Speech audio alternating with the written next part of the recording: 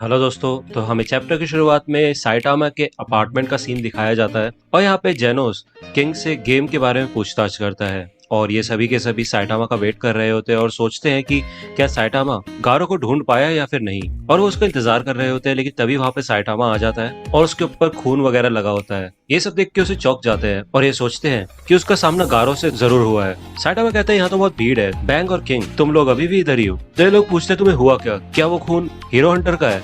तो साइटामा बोलते हैं नहीं नहीं, जब मैं यहाँ पे आ रहा था तो एक मॉन्स्टर मुझे मिला था। वैसे भी आजकल यहाँ काफी सारे मॉन्स्टर दिखाई देने लगे हैं, लेकिन वो प्रॉब्लम नहीं है, उससे बड़ी प्रॉब्लम कुछ और है। तो यहाँ पे ये सोचने लग जाते हैं कि साइटामा काफी ज्यादा डिप्रेस हो चुका है और जितना जोश के साथ वो गया था उतना जोश अब उसके अंदर नहीं है। शायद उसका सामना गारो से हुआ होगा। तो साइटामा बैठता है और वो कहता है कि मैंने अपना वॉलेट कहीं पे खो दिया और उसके अंदर 6000 येन थे, और तो और जो नापा कैबेज मैंने खरीदी थी वो भी मैं फैमिली रेस्टोरेंट में भूल गया। तो जेनोस कहता है कि ऐसा कैसे हो सकता है, ये तो बहुत बुरी बात है, मैं जल्दी से जल्दी उसको लेके आता हूँ। तो किंग इन्हें देख के बोलता है कि ये ओवर रिएक्ट नहीं कर रहे। तभी दरवाजे पे कोई आता है और जैसे ही वहां पे जेनोस पहुंचता है तो वहां पे ब्लिजर्ड होती है। जेनोस उससे पूछता है तुम यहाँ क्या कर रही हो, तुम्हें क्या चाहिए। तो वो बोलती है साइटामा, और वो साइटामा की कैबेज लेके आई होती है। फिर वो अंदर आ जाती है। तो साइटामा कहता है वैसे भी हॉट पॉट बिना कैबेज के हॉट पॉट लगता ही नहीं। तो ब्लिजर्ड कहती है तुम्हें और कुछ नहीं कहना। तो साइटामा बोलता है कैबेज के लिए शुक्रिया। तो वो चिल्ला के बोलती है कि मुझसे माफी नहीं मांगनी की, तुमने मुझसे ही रेस्टोरेंट का बिल भरवाया। तो साइटामा बोलता है हाँ मैं भूल गया था। तो यहाँ पे ब्लिजर्ड साइटामा से लड़ने लग जाती है और जेनोस सोचता है कि शायद ब्लिजर्ड भी मास्टर साइटामा की अप्रेंटिस बनना चाहती है, इसलिए वो ये सब कर रही है, लेकिन मैं ऐसा नहीं होने दे सकता। तभी जेनोस को सेंस होता है कि कोई मॉन्स्टर बहुत हाई स्पीड से उनकी तरफ बढ़ रहा है और वो बिल्डिंग के नीचे ही है। वो देखता है कि बैंग और उसका भाई जख्मी है, ब्लिजर्ड लड़ नहीं सकती, साइटामा भी बहुत डिप्रेस्ड है, तो बचा किंग।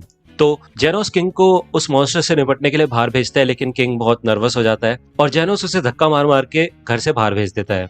लेकिन किंग फिर से अंदर आ जाता है और वो कहता है कि तुमसे कोई मिलने आया है, और वो बिल्कुल बाहर ही खड़ा था। तो यहाँ पे हमें दिखाया जाता है एक काफी बड़ा रोबोट होता है और उसके ऊपर कुछ मिसाइल्स वगैरह भी लगे होते हैं। तो यहाँ पे जेनोस लड़ने के लिए तैयार हो जाता है, लेकिन वो रोबोट जेनोस को बोलता है तुम्हें चोट लगी हुई है, तो अभी तुम ज्यादा हिलो डिलो मत, ये मैं हूँ जेनोस, डॉक्टर कुसेनो। तो यहाँ पे डॉक्टर कुसेनो होते हैं और किंग को ये देख के काफी राहत मिलती है कि जेनोस उसे जानता है और ये सब बात करते हैं। और डॉक्टर कुसेनो बताते हैं कि मुझे तुम्हारी चिंता हो रही थी, इसलिए मैं तुमसे मिलने आया, क्योंकि मुझे तुम्हारा डिस्ट्रेस सिग्नल मिला था, तो मैंने सोचा ड्रोन भेजने से अच्छा मैं तुम्हें खुद ही जाके मिल लेता हूँ। तो यहाँ पे जेनोस और डॉक्टर कुसेनो बात करते हैं और डॉक्टर कुसेनो पूछते हैं कि तुम्हें जिस मॉन्स्टर की वजह से इतनी चोट लगी उसका क्या हुआ। तो जेनोस बताता है कि मास्टर साइटामा ने उसको हरा दिया। तो यहाँ पे डॉक्टर कुसेनो साइटामा से मिलता है और साइटामा भी उससे मिलकर खुश होता है। यहाँ पे डॉक्टर कुसेनो साइटामा के लिए एकदम प्रीमियम मीट लेके आता है और साइटामा को देता है, जिसे देख के साइटामा बहुत खुश होता है और वो कहता है कि हमें बहुत सारी बातें करनी है डॉक्टर कुसेनो, और आप यहाँ पे कभी भी आ सकते हो।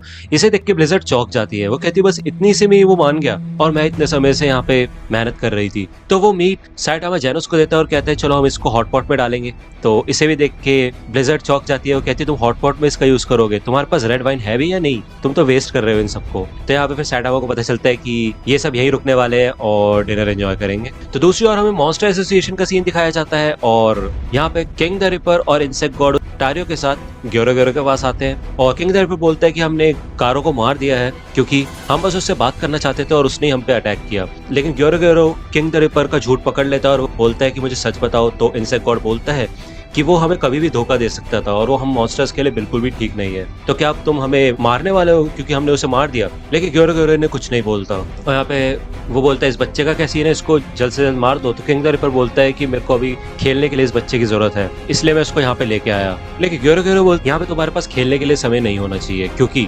सेंटिचोरो का जो रास्ता था उसका पीछा करते करते एक रोबोट यहाँ पे आया है और ये वही रोबोट होता है जिसको चाइल्ड एम्पायर ने भेजा होता है। और ग्योरो ग्योरो बताता है तकरीबन एक दिन में ही हीरो एसोसिएशन को हमारा पता चल जाएगा। हमने बेसब्री से क्लास एस हीरोज का इंतजार किया है और वो अब आने वाले हैं, तो इसलिए लड़ाई के लिए तैयार हो जाओ, क्योंकि हीरो एसोसिएशन को भी हमें कम नहीं समझना चाहिए, उन्होंने गोकेत्सु और सेंटिचोरो को हराया है। तो यहाँ पे हमें बाकी मॉन्स्टर्स का सीन दिखाया जाता है और वो बात करते हैं कि कैसे ग्योरो ग्योरो हर मॉन्स्टर के लिए एक टारगेट चूज करता है जिनको वो आसानी से हरा सकते हैं।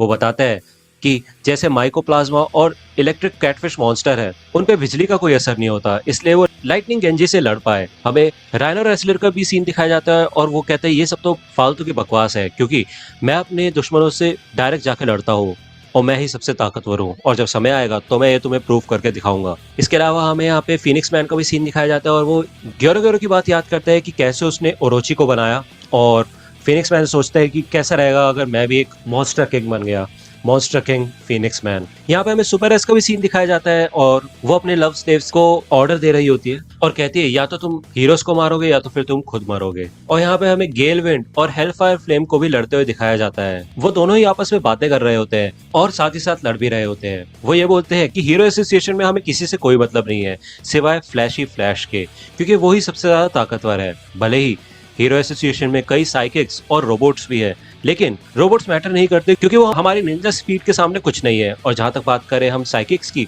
तो जब तक वो अपनी साइकिक पावर्स एक्टिवेट करेंगे उससे पहले ही हम उनको मार देंगे। तो यहाँ पे हमें वैम्पायर मैन का सीन दिखाया जाता है और उसने एक मॉन्स्टर को मार दिया होता है और वो कहता है कि अगर तुम मेरे सामने से नहीं हटोगे या मेरी बात नहीं मानोगे तो मैं तुम्हें मार डालूंगा।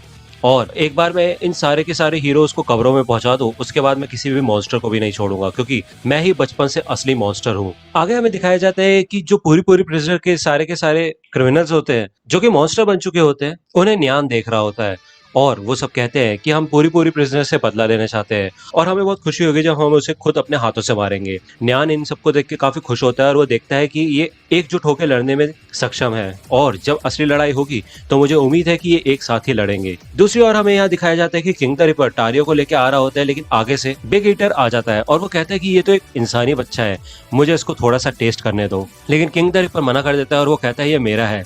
लेकिन बिग ईटर कहता है मेरे को बहुत भूख लग रही है, अगर मुझे ये खाने को नहीं मिला तो मेरे को कुछ और चाहिए, लेकिन मेरे को किसी ना किसी चीज को तो खाना ही होगा। तो किंग द रिपर कहता है ऐसा करता हूँ कि तुम्हारी पूंछ काट के तुम्हें को खिला देता हूँ। लेकिन पीछे से G5 आ जाता है और जब वो बिग ईटर G5 पे हमला करने वाला होता है तभी G5 पीछे खड़े एक मॉन्स्टर को बिग ईटर के मुंह में डाल देता है और फिर बिग ईटर उसे खा के बोलता है कि अभी मेरा कुछ घंटे का काम हो गया है तो मैं यहाँ से जाता हूँ। तो यहाँ पे किंग द रिपर और G5 का इंट्रोडक्शन होता है और हमें दिखाया जाता है कि G5 के हाथ में मेटल नाइट का सर होता है और वो कहते हैं कि मैं इसकी जांच करना चाहता हूँ। फिर किंग द रिपर टारियो को वहां से ले जाके एक जेल में बंद कर देते हैं और वो वगनमा को बोलता है कि मैं तुम्हारे लिए एक दोस्त लेके आया हूँ। यहाँ पे वगनमा भी शामिल होता है और ये दोनों अपनी कुछ बातें करते हैं। वगनमा को भूख लगी होती है और टारियो उसको कैंडी देता है। तो वगनमा बताता है कि ये मॉन्स्टर तो बेवकूफ है, इन्होंने मुझे किडनैप किया, लेकिन मेरे पापा बहुत बड़े आदमी है और वो हीरो एसोसिएशन को भी जानते हैं, तो कुछ ही समय में सारे के सारे हीरोज मुझे बचाने आ जाएंगे और अगर वो आएंगे तो मैं कोशिश करूंगा कि वो तुम्हें भी बचा ले। तो इससे सुन के टारियो भी शॉक हो जाता है और वो बोलता है कि हाँ मेरी भी मदद करो।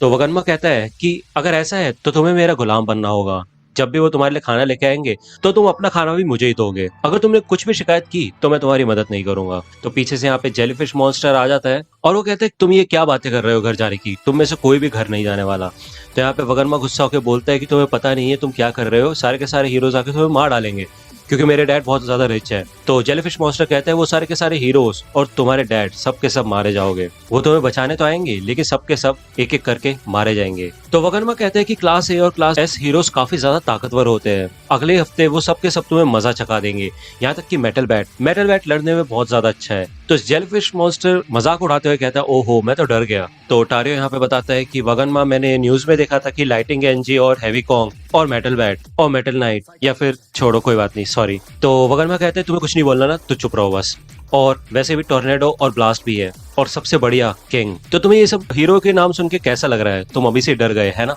तो जेलीफिश मॉन्स्टर बोलते हैं कि बच्चे, मॉन्स्टर एसोसिएशन का असली काम है इन हीरोज को मारना, हमें शुरुआत से ही पता है कि क्लास एस हीरोज बहुत ज्यादा ताकतवर होते हैं, लेकिन फिर भी मैं तुम्हें कह रहा हूँ ना वो सब मारे जाएंगे, क्योंकि यहाँ पे ऐसे ऐसे मॉन्स्टर्स हैं जो कि क्लास एस हीरोज से कई ज्यादा ऊपर है, जिनका थ्रेट लेवल ड्रैगन है। तो यहाँ पे हमें अलग अलग ताकतवर मॉन्स्टर्स को दिखाया जाता है और जेलीफिश मॉन्स्टर कहते हैं कि साधारण लोगों का तो कोई मुकाबला ही नहीं है और यहाँ तक कि तुम्हारा किंग भी मारा जाएगा। दूसरी ओर हमें यहाँ पे गारो का सीन दिखाया जाता है और वो उठने लगता है, उसको धीरे धीरे सब कुछ याद आने लगता है कि जेलीफिश मॉन्स्टर ने टारियो को पकड़ लिया होता है, उसकी लड़ाई इंसेक्ट गॉड और किंग द रिपर से हो रही होती है। वो आंखें खोलता है और वो उठता है, वो सोचता है कि मैं सो क्यों रहा हूँ और मेरी ये हालत कैसे हुई। फिर उसे याद आता है कि वो एक मॉन्स्टर से हार गया था, लेकिन वो अभी भी जिंदा कैसे है। उसको काफी चोट लगी होती है, वो सोचता है कि उस बच्चे का क्या हुआ या फिर उससे कुछ फर्क नहीं पड़ता। और यहाँ पे वो देखता है कि उसका खून निकलना भी बंद हो चुका होता है और वो एकदम खड़ा होकर तैयार हो जाता है। अंत में हमें एक बोनस चैप्टर मिलता है उस एपिसोड में जिसमें साइटामा गारो को पंच करता है और वो देखता है कि उस गाइड में साइटामा का नाम नहीं होता, तो वो वहां से चला जाता है, लेकिन फिर से साइटामा वहां पे वापस आता है, उस बच्चे की हीरो गाइड लेता है और उसमें अपना नाम लिख देता है, उसको वापस देता है और वहां से भाग जाता है। तो दोस्तों आज की वीडियो के लिए सिर्फ इतना ही। आई होप कि आपको ये वीडियो पसंद आई होगी। अगर आपको ये वीडियो पसंद आई हो तो प्लीज लाइक कीजिए, अपने दोस्तों के साथ शेयर कीजिए और मेरे चैनल को सब्सक्राइब करना मत भूलेगा। और अगर